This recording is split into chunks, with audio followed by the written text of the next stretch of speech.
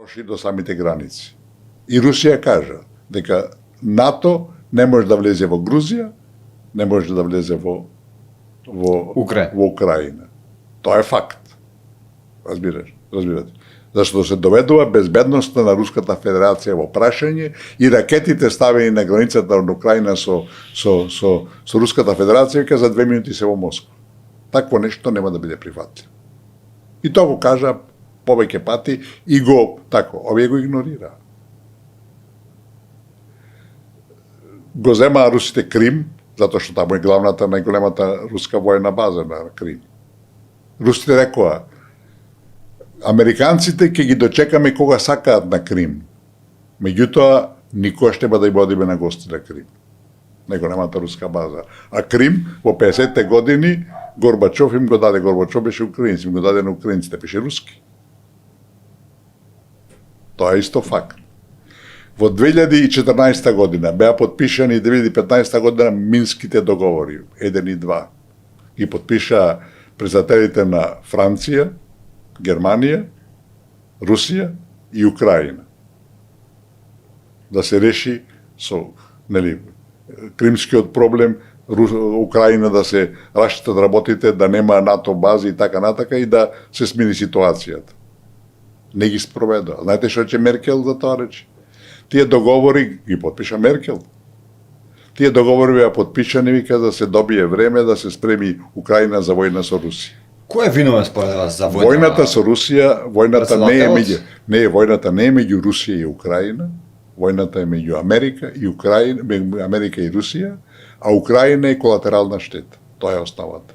Колатерална штета и таа будалетинка Зеленски утре ќе биде прогласен за најголемиот предавник на украинскиот народ, затоа што државата ја уништи во интерес на Америка. Уништена е таа држава, 10-20 милиони луѓе си отидоа, никогаш нема се вратат. Државата е веќе поделена, односно распарчена на некој начин. Никогаш нема да се поврати од овој шок што тако е. Значи, се жртвувани 40, колку беше, пета држава во Европа по население, разбирате? Уништена е таа држава. 600 и нешто илјади квадратни километри има Украина, разбирате? Распарчена, уништена. Нема никој да се поврати. Зашто? Ради американските интереси. Целта на Америка беше преку Украина да ја доведе Русија во војна, да ја фиксира, да ја повлече од меѓународната сцена, не успеа, да може Русија да се концентрира на блиското соседство, со нив да се расправа со Грузија, со Украина, а тие после да владеат во светот. Но русите велеа дека за 2 дена ќе завршат војната, па е мислам 2 години дека веќе трае. Русите се посрамотија во војната. Никако да заврши. Русите се посрамотија во војната, нас кажано, не успеава. Кои се причините, не знам, не сум од тој аспект верификуван да зборува, меѓутоа се посрамотија, сега одат по некое мало по мало освојување на територија, меѓутоа целта се уште нема постигната. Амбасадоре, како ја оценувате, кажете ми, политиката, надворешната политика на СДСМ овие 30 години и на ВМРО ДПМН исто така овие 30 години, а наспроти нив, каква улога имаше можеби Дуи, знаејќи дека цело време на власт беа овие Не заборавајте да почнеме од Дуи.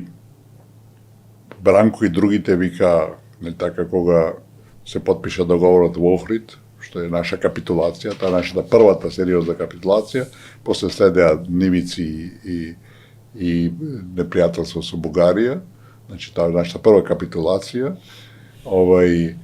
Сите велеа, командантите на ОНА, на УЧК и на ОНА, нема никој да влезат во политика, сите влега.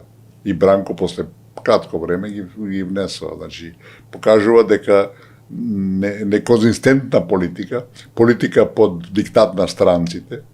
И велам, во целина, од распадот на Југославија до денес, ние секогаш бевме под силно влијание на Западот, претерано, непотребно, често пати ги жртвуваме нашите интереси, тоа го правева сите, и едните и другите, разбирате. Така да, велам, например, направивме приватизација која ништо не реши, само уништи. 165 вика комбинати, големи предпријатија се уништени со приватизација. Значи Словенија ништо не приватизира, разбирате. Затоа е Словенија позитивна позитивен спомен, односно случај, сваќате. 168, не знам колку 3000 други предпријатија уништивме. Викате и денеска се плаќа на тие стечајци, државата им исплаќа некој синтен придонес, разбирате, допринос, разбирате. Така да, ние како држава никогаш не изградивме една своја национална стратегија, и тоа прво, нели така, од почетокот, на првите избори, знаете дека победија ВМРО ДПМН, меѓутоа не успева да се формираат влада, вамо, тамо, едно, друго, трето. Свеќате, таа наша длабока поделеност се повеќе доаѓаше до израз. Секојаш беше поважно да умре кожата на комшијата, отколку да заедно купиме 2-3 овци па да имаме млеко за сите, разбирате. Така да цело време се водеше погрешна политика, без долгорочна стратегија и денеска тоа плаќаме цената на тоа. Така да ни едните и другите не може се фалат дека биле државотворни, дека сите им правеа прво отстапки на албанците, сите од почетокот до денеска, и тоа на штета на фундаменталните интереси на македонскиот народ и на работи кои се апсолутно неспорни. Надвор од сите стандарди на меѓународен план. Албанците беа малцинство во државата и остануваат. Мнозинството решава. Разбирате. Така да, многу решенија кои се прифатени, кои денеска функционираат, се апсолутно надвор од меѓународната пракса и меѓународните стандарди. Цело време се фалат со Швајцарија и швајцарскиот народ, како и таму се... албанците цело време, Белгија и Швајцарија им се федерации, им се пример. Како последно прашање за овој наш подкаст, времето летна, скоро 2 часа, можам да кажам дека со вас, ако не и најдолг подкаст, може би, да не кажам дефинитивно, ама мислам дека најдолгиот подкаст овој, зашто беше, морам да признам, интересно, на моменти немавме исто мислење, исти ставови, ги судривме нашите... И не треба. Така е, мислам дека се беше како што треба. Сакам да ве запрашам, најдобар и најлош политичар според вас? Најтешко прашање на крај. Не сум спремен да одговорам на тоа прашање. И вие да кажете дека не се спремни за нешто. Добро, фала Богу.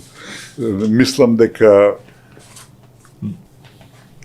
по многу што Груевски ќе остане како најдобар премиер, многу направи, имаше изворена концепција, направи сериозни грешки, кои му ја рушат вкупното дело, разбирате. Од другите, Глигоров беше државник, меѓутоа, знаете, една самокритика, најголема грешка од тој период останува фактот што прифативме референцата во Обединетите нации. Јас тогаш бев државен подсекретар бев во Министерството, нема влијание јас, немав директно влијание, али сега имаше Денко Малевски 6 колумни во Фокус, кај што сакајќи ме велича, вика дека јас ја променив надворешната политика на Македонија. Имам некој влијание, веројатно. Често пати го спомнувате, сакате некој дујо со него нешто да... Не, го спомнувам овдека затоа што ова е драгоцен податок. Јас прв дознав дека Скокров го кажал тоа, разбирате. Јас следам американската политика и ги собирам тие докази. Разбирате, овој доказ е драгоцен од Скокров, драгоцен доказ. Ноември 1992 година ни кажи, мора се прекрстите. И ние зборуваме за американска подршка, да видиме наивни, разбирате. Глигоров беше државник, али велам се покажува како најголема грешка од неговиот период прифаќањето на референцата во Обединетите нации, иако тогаш и јас бев за тоа. Сметав дека немаме друга шанса, а тоа ни го кажа. Ни го кажа Помпидули беше тогаш Митеран беше во Франција, ни го кажа Џон Мејџор во Британија, ни го кажа сите дека морате да прифатите, немате друг избор. Но од друга страна мораме да кажеме и да бидеме реални дека ние како Македонија во тоа време господинот Глигоров беше председател и го преживеавме распадот на Југославија без војна, многу паметно од Не него. велам, И вие човекот беше сте биле државник. таму. И јас со него соработував. Значи, Човекот секоја беше чест. државник, тука нема сомнение. Школа на Тито. Тито беше најголемиот државник на 20 век, без дилеми. Али велам, сега се покажа од после дека клучот на сите наши последователни трагедии е во референцата Обединените нации. Дека не смееме многу да ли има прифатиме. широк ли е изборот за најлош политичар? Да, има такви многу ги има. Такви има многу, такви треба Так. цела листа да се прави, разбирате. Сега најнови се овие што капитулира и што ја предадува државата во прошлата власт, разбираш така да. И на крај сепак и јас нешто да ви кажам. Да. Видите, често се манипулира, поготово од опозицијата сегашна, дека нашиот јазик бил чист, цементиран, дека и со преговарачката рамка, често го спомнуваат тоа. А еве преговарачката рамка, во која ќе и прочитам што стои околу јазикот. Знаете,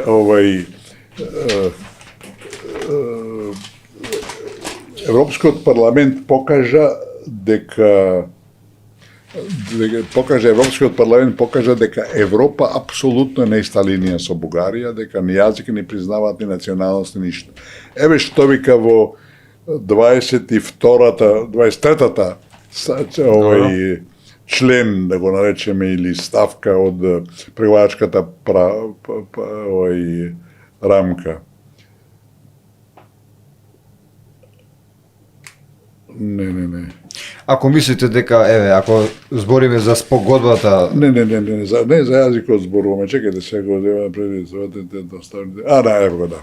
Вели, тоа е во ведната изјава на ЕУ за отварање на преговорите, значи тоа е ставот на Европската Унија.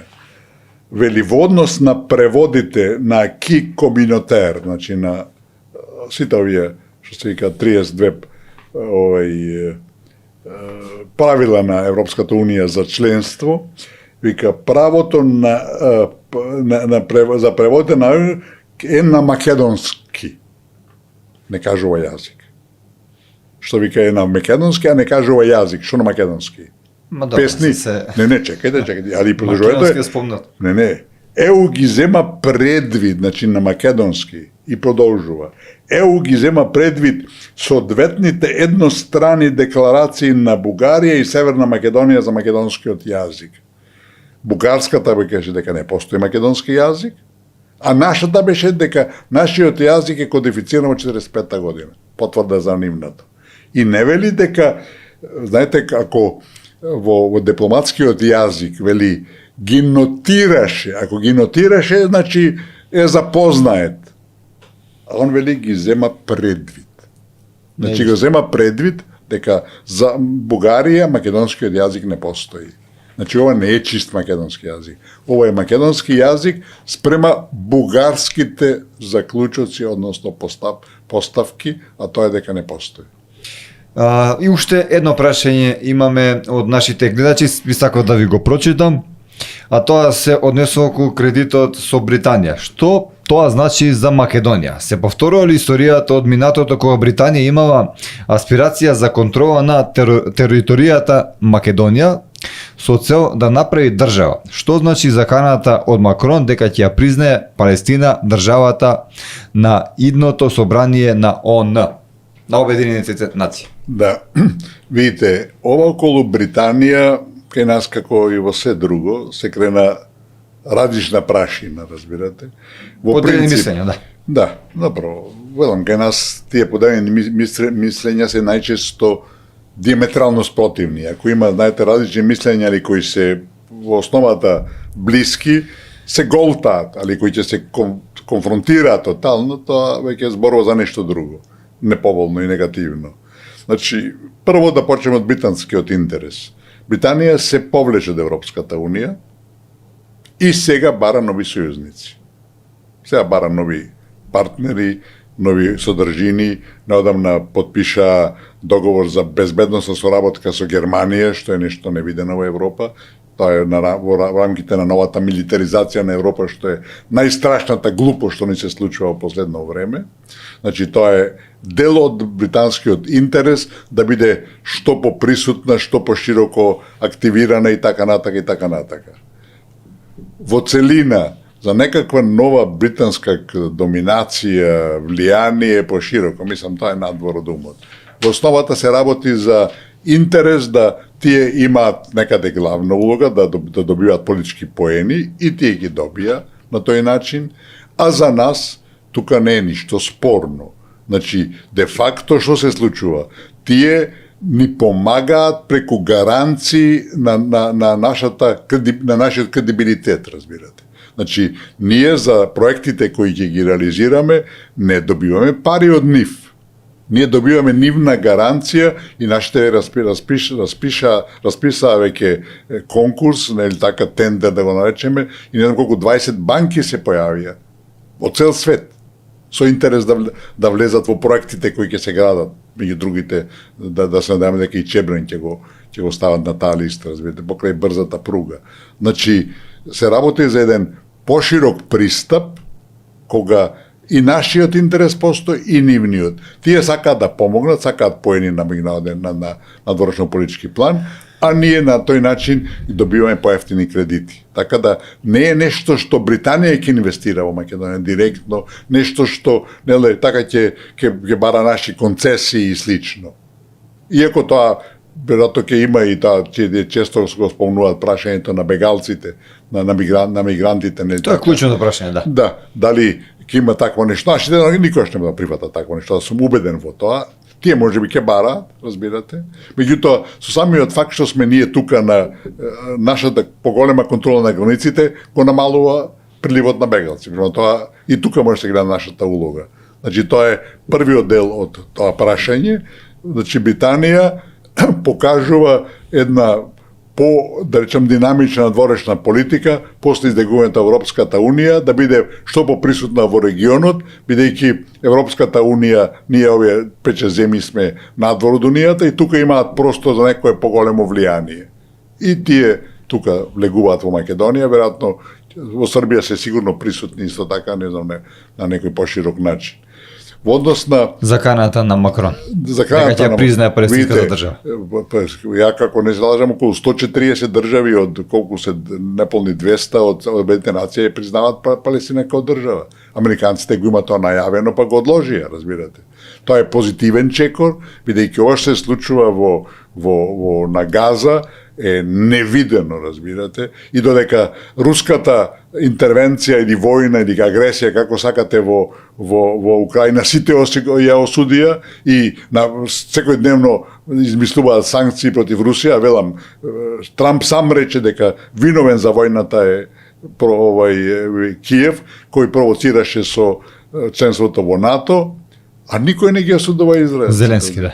Никој не ги осудува. Ова што го прават, секој ден има мртви, разбирате. Убиваат луѓе што чекаат за храна, разбирате. Сликите што ги гледаме таму, па пострашни не биле ни од Втората светска војна. И никој не реагира.